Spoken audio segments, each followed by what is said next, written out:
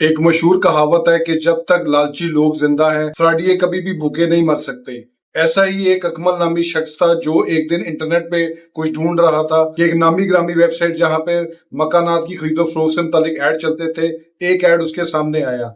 एक घर बिक रहा था जिसकी कीमत 65 लाख रुपया थी। वो ये ऐड पढ़कर खुश हो गया क्योंकि उसके साथ बड़ा सारा नोट लिखा हुआ था कि मालिक मुल्क से बाहर जा रहा है, उसको पैसों की जरूरत है। वो फौरी अपने बेटे को कॉल मिलाता है और पूछता है कि बेटा, अकाउंट में कितने पैसे पड़े हैं। वो कहता है पापा 70 लाख रुपया पड़ा है।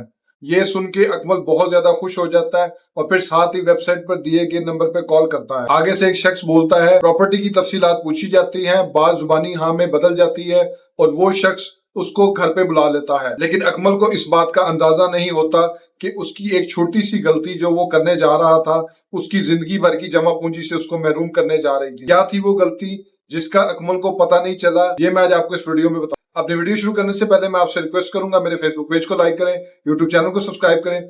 दूसरा मेरी आपसे रिक्वेस्ट है कि मेरी वीडियो को पूरा जरूर देखा करें ताकि लीगल टॉपिक से रिलेटेड जो भी बात है आपको डिटेल में समझ आ जाए। अब आ जाते हैं अपने असल टॉपिक पे कि जैसे ही अकमल को इस चीज का अंदाजा होता है कि जिस शख्स से वो बात कर रहा है वो प्रॉपर्टी का मालिक है और मैं उससे जो है वो जाके डील डन कर लूं कि इससे पहले कोई और उस डील के पीछे आ जाए। क्योंकि जिस जगह पे वो घर खरीदने जा रहा था वहां पे घर की कीमत कम से कम भी 80-90 लाख रुपया थी, जो कि उसको सिर्फ 65 लाख रुपए में मिल रहा था। इस बात का ख्याल जब उसको आता था तो वो बहुत ज्यादा खुश हो जाता था और खुशी में उसने ये सोचा कि अपनी पूरी फैमिली को सरप्राइज भी देंगे। तो उसने इसी चीज को पूरा करने के लिए अपने बेटे को फोन किया दोबारा से और उसको कहा कि बेटा पैसे लेके तुम आ जाओ, हम जो है इस प्रॉपर्टी को खरीदेंगे। उसका बेटा अगले दिन जो है वो लाहौर पहुंच जाता है और अपने वाले साहब के साथ मिलके उस शख्स के पास चला जाता जो कि प्रॉपर्टी का मालिक था। प्रॉपर्टी का मालिक उसको ये कहता है कि मैं आपसे 1 लाख रुपया टोकन करूंगा, उसके बाद मैं आपको डॉक्यूमेंट दे दूंगा, आप डॉक्यूमेंट की तस्दीक कर लीजिएगा, अपने तरीके से तस्दीक कर लीजिएगा, क्योंकि जब आप तस्दीक मुकम्मल कर लेंगे तो मैं आपसे जो है ना प्रॉपर तरीके से साइन अंगूठे करवा के आपसे बकाया पेमेंट ले लूंगा और आपको रजिस्ट्री साइन कर दूंगा।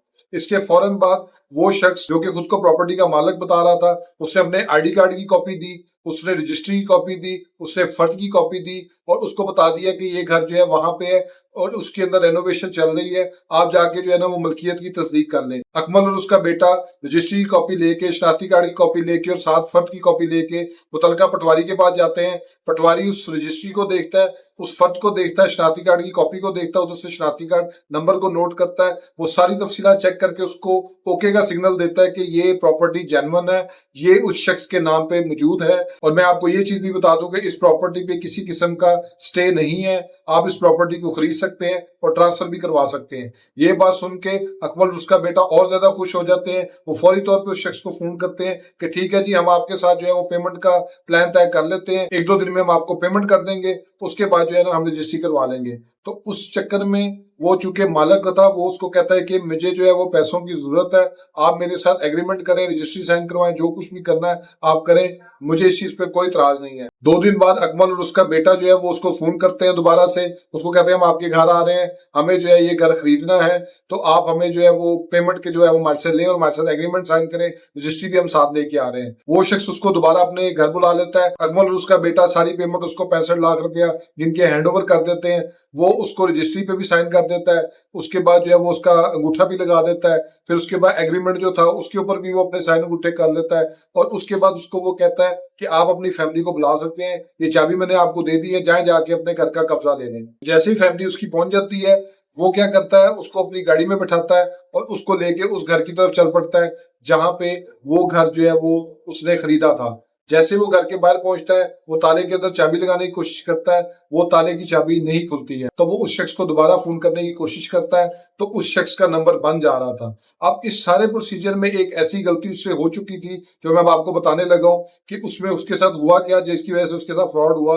क्योंकि उसके थोड़ी ही देर बाद एक शख्स और आता है, उस घर के बाहर आके गाड़ी से उतरता है और इनसे पूछता है कि आप यहाँ पे क्या कर रहे हैं। तो वो आगे से बताता जी कि हमने ये घर खरीद लिया है। वो कहता है आपने ये घर कैसे खरीद लिया, इस घर का मालिक तो मैं हूँ। उसने कहा जी आपका क्या नाम है। वो उसको बताता जी कि मेरा नाम जो है वो फलां शख्स है और मैं जो है वो इस घर का मालिक हूँ। उसने कहा जी हमने तो अभी आपसे डील की है। उन्होंने कहा मेरी तो आपसे मुलाकात नहीं हुई है। तो वो उसको अकमल अपने डॉक्यूमेंट्स दिखाता जिसमें उसकी रजिस्ट्री की कॉपी थी, फर्द की कॉपी थी, आईडी कार्ड की कॉपी थी। वो शख्स वो सारे डॉक्यूमेंट देख के बहुत ज्यादा हैरान होता है क्योंकि रजिस्ट्री भी उसकी थी, उसकी जो है वो फर्द भी उसकी थी, लेकिन उसका जो आईडी कार्ड था वो भी उसी के नाम का था। लेकिन उसमें एक बहुत बड़ी चीज थी जो कि अकमल को अंदाजा ही नहीं हुआ, और वो ये था कि जो असल मालिक था उसके आईडी कार्ड की फोटोकॉपी को लेके उसकी फोटो को चेंज कर दिया गया था। यानी जो शख्स उनसे फ्रॉड कर रहा था, जिस शख्स ने ये सारी गेम उनके साथ की, फ्रॉड की, वो बेसिकली वो असल मालिक की जगह पे खुद बन चुका था। क्योंकि जब वो अकमल और उसका बेटा पटवारी के पास गए, शनाख्ती कार्ड नंबर भी असल था, रजिस्ट्री की कॉपी भी असल थी, फर्द की कॉपी भी असल थी, हर चीज जो है वो असल थी। सिर्फ एक चीज असल नहीं थी, और वो थी उस आईडी कार्ड में लगी हुई फोटो। ये एक ऐसा क्लासिफाइड किस्म का केस था जो मेरे सामने जब आया तो मैंने उसको देखा, तो फिर मुझे अंदाजा हुआ कि इस तरीके से भी ये चीजें चल रही हैं अब। क्योंकि पहले भी ये काफी दफा इस तरह के मामला होते थे। तो वो गलती उससे ये हुई कि उसने मालक से असल शनाख्ती कार्ड नहीं मांगा। उसने सिर्फ जो उसको फोटोकॉपी दी थी, उस फोटोकॉपी को देखते हुए उसकी फोटो उसमें लगी हुई थी, उसने उसके ऊपर एतबार किया और उसके साथ इतना बड़ा फ्रॉड हो गया। आप जब भी प्रॉपर्टी खरीदें सोच समझ के खरीदें, उसमें कभी किसी किस्म का लूप होल मत छोड़ें। आपने कब्जे की तस्दीक करनी है, आपने आईडी कार्ड के असल होने को जरूर तस्दीक करना है कि आया वो शख्स जो आपको अपने आप को फलां शख्स बता रहा है, वो आया वो शख्स है भी या नहीं है। क्योंकि ज्यादातर अब ऐसे ही फ्रॉड हो रहे हैं कि सारे डॉक्यूमेंट्स को जेन्युइन यूज किया जाता है।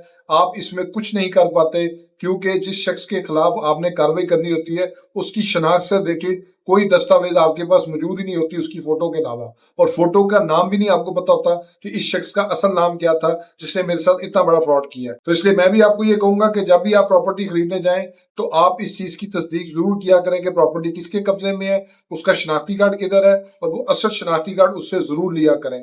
और उस प्रॉपर्टी को विजिट जरूर किया करें जहां पे आपने अपना वो प्लॉट या मकान खरीदना है, उसको जाके फिजिकली जरूर देखा करें कि वो किसके कब्जे में है। होप सो आपको ये वीडियो पसंद आई होगी। मेरे फेसबुक पेज को लाइक करें, यूट्यूब चैनल को सब्सक्राइब करें, ताकि लीगल टॉपिक्स रिलेटेड इसी तरह एडवाइस मैं आपसे शेयर करता हूँ। Thank you for watching.